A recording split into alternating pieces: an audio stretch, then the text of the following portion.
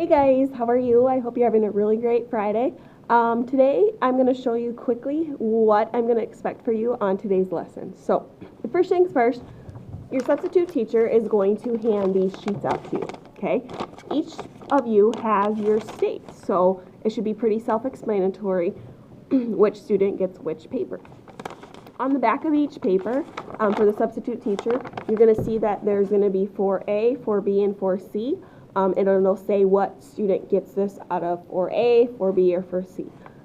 You can also look on the spreadsheet that I have left with these, and it'll say the student's name and the state that they got. For all the students, I need you to listen to this part. These need to be used multiple times, meaning you cannot write, you cannot draw, you cannot color, you cannot cut, okay? These need to be turned in by the end of the day. So, you need to make sure that you are taking good care of these, all right? Because if something happens to Florida, you have to realize that somebody in the next classes may have to use Florida as well. And so it's going to be hard for them to complete it if it is not there for them, okay? So first thing, you're going to go ahead and pass these out. You can go ahead and set them on your desk. So I'm just going to use, for today's sake, I'm going to just choose Alabama, okay? So you're going to go ahead, you're going to get your sheets, you're going to set it on your desk. The next thing that you are going to do is you are going to, each of you will get one of these sheets, okay? You can go ahead, pass them all out. You can pause this for just a couple of seconds while you pass these sheets out. And while you pass these sheets out. So once again, everybody should get one of these. And everybody should have their state. So go ahead, pause the video, pass these out, and then go ahead and play the video when you are ready for the next step. All right, the next step is going to be, remember we always want to be organized when we're doing our art project. So I'm going to go ahead and have my state paper one way, and then this paper right next to it, okay? If you are kind of predicting what we're going to do, you might be right, okay? We are going to be drawing your state's flag in this box, so if you want to, for those of you who like to make sure you know where you are at, you can definitely go ahead, guys, and write flag on the top of this. So, you see, you just wrote flag, okay? If you want to, you don't need to, but you can write flower or bird on top of this one, or either or, okay? These two, it really doesn't matter so much of which one goes where. This one on the top, though, it does have to be your flag. So if you want to write flag on the top so you know flag goes on top, go ahead and do it. Flag is spelled F-L-A-G. All right, so what you're going to do is you are going to draw your state flag first. So you're going to notice that some of your flags are very, very easy to draw. That is exactly why I picked Alabama for this video. Okay, Alabama has one of the simplest flags with that red X going through. All right. On the other hand, you're going to notice that some other states, their flags are really complex. There's a lot of detail. There's people. There's words. All right. I want you to try your best. Okay. Remember, this is how we're incorporating art into this state project. So we want to always work hard and try our best. Also, remember as you're doing this that people like other teachers, Mr. G, community members, parents, grandparents, sisters, brothers, fifth graders who did this project last year, they're going to come to the state fair in April and they're going to see this. So yes, it does need to be your best work. If at any time the substitute teacher feels that, you know what, I think they could do a better job, they have that right to give you a new sheet like this so that you start over. So do your best so you only have to do it one time, okay? Save yourself some hard work so you don't have to do it over and over and over again. So what I'm going to do is I'm going to show you a good way to do things and a not so good way. So good way first, all right? So I'm going to start out and I'm going to draw the flag of Alabama. So I have this sheet on one side and this sheet on the other. So I'm going to go ahead and draw this.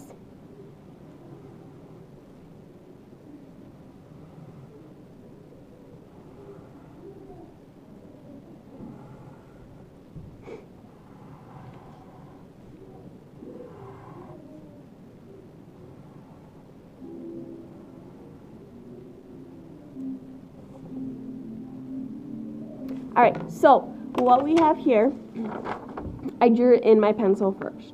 All right, remember when you're drawing in pencil, you don't want to draw too dark. You want to be able to draw lightly so that it is erased pretty easily. If I were you, what I would do is I would get all of my pencil work done first. So I would go ahead and draw my flower. I would also go ahead and draw my bird. Okay? Now, remember when you are drawing things, take it little by little. Don't look at the whole thing, especially for those of you who have really hard flags. I know it can get very overwhelming looking at the whole flag and you're like, I can't draw that. Yes, you can, okay? Take little pieces at a time. Look at one part at a time, okay? Now, I'm going to go ahead and color this. Your choices of colors today are either crayons or colored pencil. I don't want markers used because they're going to bleed through the paper. So your choices, once again, are colors or crayons, or colored pencil. So I'm going to quickly go ahead and color this in. Remember, you do want to follow the rules of coloring when you are doing this. So don't get careless, okay? If you do happen to go outside the line a little bit, like if you look close, like right there, okay, it's okay because in the end we're going to cut this out, but at the same time, don't get so sloppy that you're going to make careless mistakes and you're going to have to redo it. For those of you kind of lost at what those 4 rules of coloring are, remember we want to make sure that we're coloring in one direction. So whenever we start out in a direction in the flag using a color, we want to finish going in that direction. Also, another thing that we want to do is we need to make sure that we don't have white space. All right. It's going to look kind of silly once you get it on some of the clothing, and you're going to see that white space really pop out. You also want to make sure that you're not coloring too hard in some spots or too dark.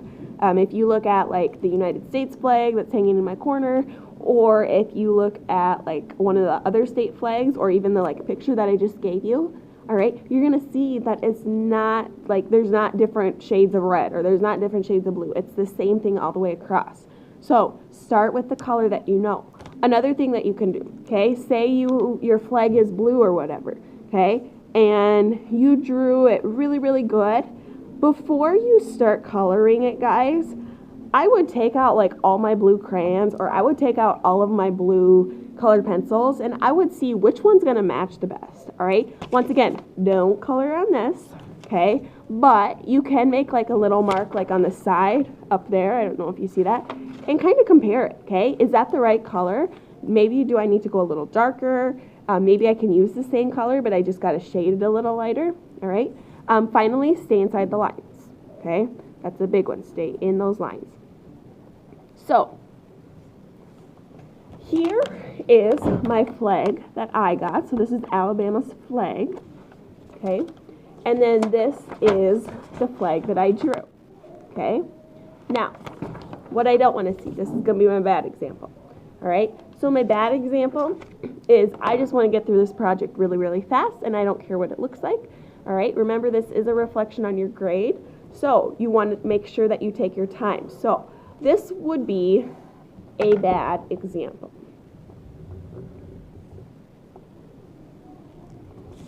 Okay, right here. I'll show you them both together. Okay, do you see the difference between these two? This one right here, look at how much thicker that X is compared to this. And if I put this one up to this, yes, this has a red X in it, but you're going to see that this one, guys, is thick. This is a thick X. This is not just taking my crayon through the middle of my paper and making an X. All right, really take your time. Be proud of the work you are doing. Okay, now the last thing that I'm going to explain to you is about your bird and your flower. So some of you are going to look at your sheet. For instance, if you have a state like Colorado, okay, if you have a state like Colorado, you have your flag, you have one bird, and you have one flower. Okay, if you're like this, guys, you got it really easy. All right, you know which one is your bird, you know which one is your flower, you know what is your flag. You guys, okay, you can do this. Everything is marked out for you. Now, when we were making these sheets, what we found was some of the states had multiple birds. And so I did some researching. I was like, why do some states have multiple birds, like, or multiple flowers? Well, what happened is, back in history, that flower might have had an important role in the state. Now, it necessarily isn't the state's flower, or same thing goes with the bird, but that state sees it as important. So, what I have done, I'm going to take Alabama, for example. Alabama has 2 birds glued on and 2 flowers. Now, you see that I circled this bird up here. It is the northern flicker, and I circled this flower right there, and that flower is the camellia. Okay. The reason I circled those, these are the ones that you need to draw. You can look at these, that's fine. It's kind of cool to find out some other facts. Okay, I don't want you to draw this. Okay, so for an instance, Alabama, you're going to draw the northern flicker because that one is the one that is circled. You are not going to draw the wild turkey. Okay, some of you might have something like Florida. Okay, Florida only had 1 bird. Okay, but they had 2 flowers. Do the one that is circled. Okay, a couple of other things that I want to go over here quick. When you draw these, I want them to be your drawings. Guys, if I wanted computer images, I would have just printed all of these off for you and said, here, glue it on your t-shirt and be done. Okay? I want you to work hard for this. So what I don't want to see is this. I don't want you putting this paper down and then putting this paper over it and trying to like sketch what you see. Okay? I don't even think that's possible. Yeah, you can't really see it too well. Okay? So, your task today is to get your flag drawn, your flower, and your bird. Okay? When you are done, this right here goes in your social studies science folder. So where does this go? You're right, social studies science folder. Good job. All right? Then, at the end of class, these need to be given back to the substitute teacher. Like I said, it's not only your class that is using these. These are for the other sections as well. And I actually would like to use them next year if possible. So please, please, please take good care of these. All right? One last thing, just make sure on the back of this that you write your name in pencil. Write it lightly so that it doesn't go through. But also make sure you write your section. So if for any reason you would lose it, it would drop out of a folder. Okay, I can see, oh, this is Addison's or this is so-and-so's. And if there happens to be more than one of you in 4th grade, I can narrow it down and say, oh, this belongs to 4B or 4C or 4A. Okay, so work hard. You can do it. I know you can. All right, remember you use crayons or colored pencils. Okay, also, this is your project. This does not go home. This is not for the substitute teacher to help you draw. Okay, this is for you to draw. Okay, so you can do it. I'm very excited to come back on Monday and see all of your awesome flags and birds and flowers. So good luck, and I will see you guys Monday. Bye.